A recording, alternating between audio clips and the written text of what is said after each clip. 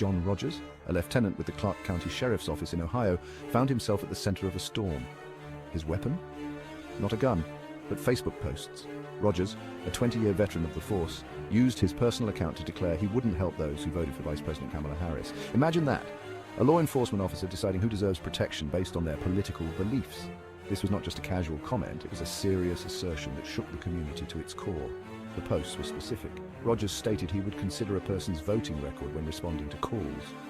This was not a vague statement, but a clear and direct message. It was a blatant declaration of political bias. Such a stance from a law enforcement officer was unprecedented and deeply troubling. The internet, being the internet, exploded. Social media platforms were flooded with reactions, both from those who supported Rogers and those who were vehemently against his views. The posts went viral, shared over 250,000 times, sparking outrage and disgust.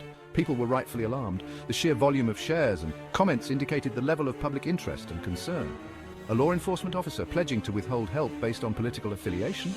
This was a scenario that many found hard to believe, yet it was happening in real time. That's not democracy, that's a scene from a dystopian movie. The idea that public servants could choose who to serve based on political beliefs was chilling. The Clark County Sheriff's Office quickly distanced themselves from Rogers' statements. They knew the gravity of the situation and acted swiftly. They issued a statement condemning his words, emphasizing their commitment to serving all community members. The message was clear. The views expressed by Rogers did not reflect the values of the department. However, they also mentioned that Rogers cited a possible medical issue as a factor in his behavior. This added a layer of complexity to the situation. This only added fuel to the fire. People were divided on whether this was a genuine explanation or a convenient excuse. Was this an attempt to excuse his actions?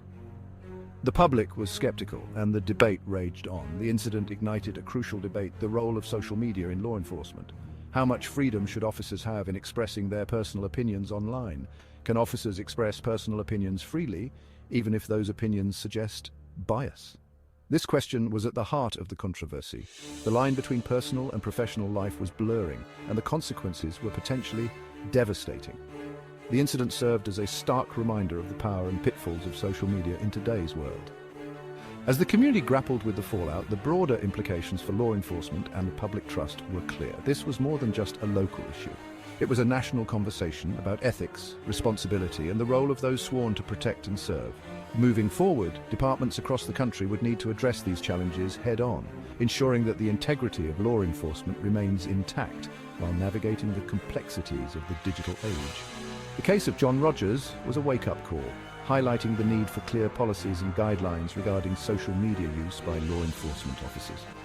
The balance between personal freedom and professional responsibility had never been more critical. In the end, the goal remains the same: to build a community where trust and respect between law enforcement and the public are paramount. The journey to achieve this is ongoing, and the lessons learned from incidents like this are invaluable.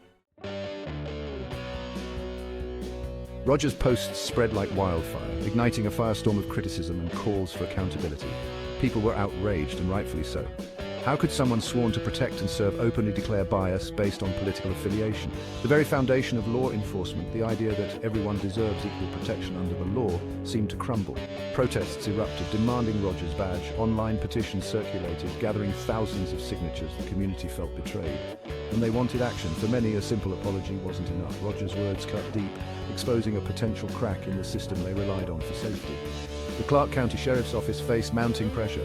They promised to review their social media policy and provide additional training to officers. Sheriff Deborah Burchett vowed to engage with the community, hoping to rebuild trust. However, skepticism lingered. Would these measures address the root of the problem? The incident highlighted a critical issue: the erosion of public trust in law enforcement. When officers express bias, it impacts the entire system. It creates fear and distrust, making it harder for officers to do their jobs effectively. It's just unbelievable. We depend on these officers to protect us, all of us, regardless of who we voted for. This kind of bias is unacceptable.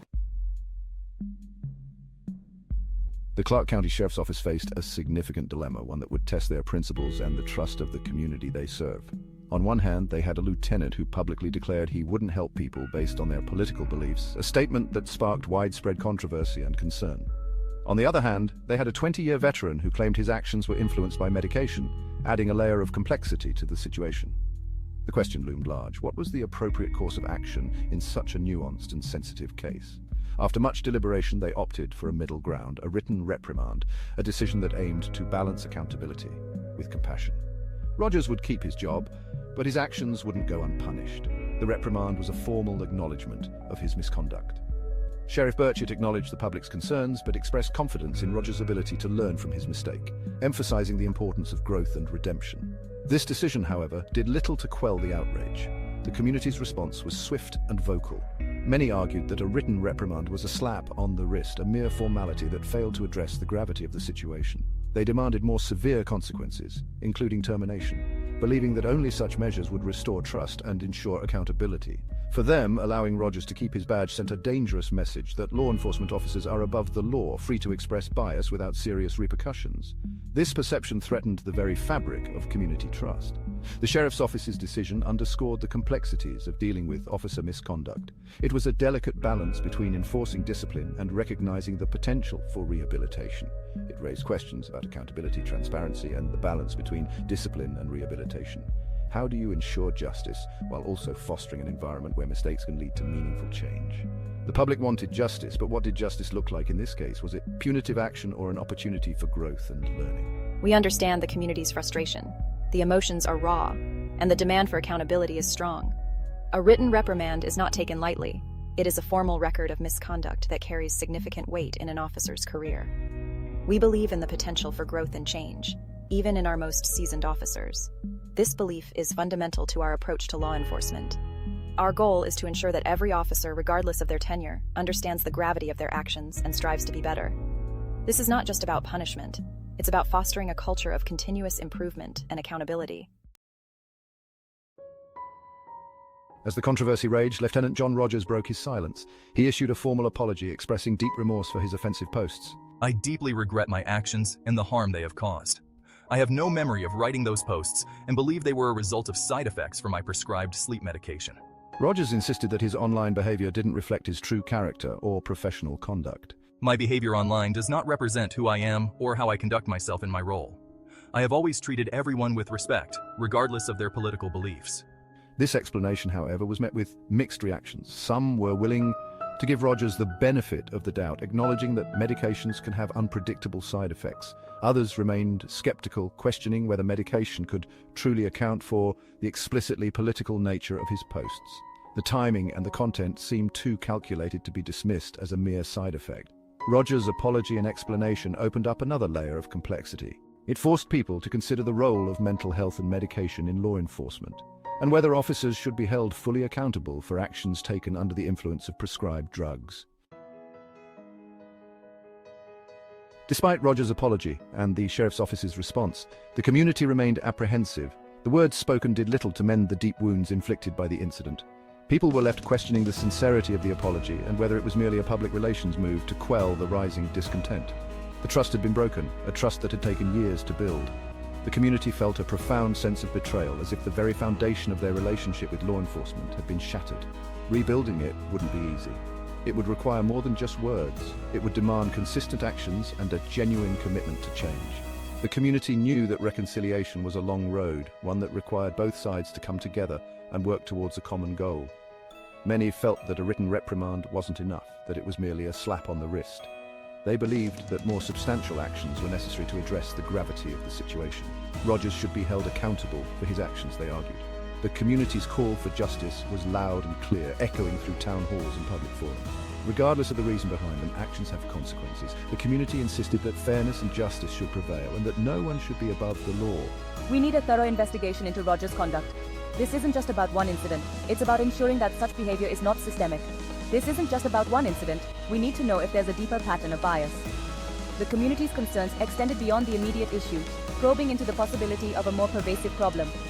We need to know if there's a deeper pattern of bias. The fear was that this incident was not an isolated case, but rather a symptom of a larger, more troubling issue within the system. Community activists organized town hall meetings, bringing together citizens, officials, and experts to discuss the way forward. They demanded more transparency and accountability. The meetings were charged with emotion as people shared their stories and voiced their demands. They wanted to know if this was an isolated incident or if it hinted at a larger issue. The community's quest for answers was relentless, driven by a need to feel safe and secure, or if it hinted at a larger issue. The uncertainty gnawed at them, making it difficult to trust those who were supposed to protect them. The incident had shaken their sense of security, leaving them feeling vulnerable and exposed. The very fabric of their community seemed to be unraveling, and they wouldn't rest until their concerns were addressed.